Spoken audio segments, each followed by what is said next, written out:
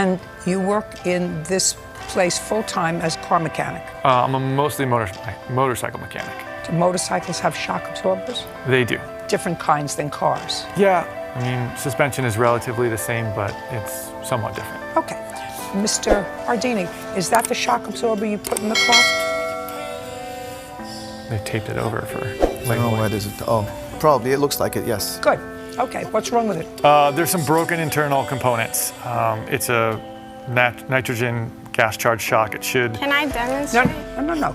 You're not the expert. He's the expert. But He's what you brought. yeah, it should compress with some significant force, and it doesn't take very much force to compress it. And then it should rebound, but it doesn't. It just stays compressed.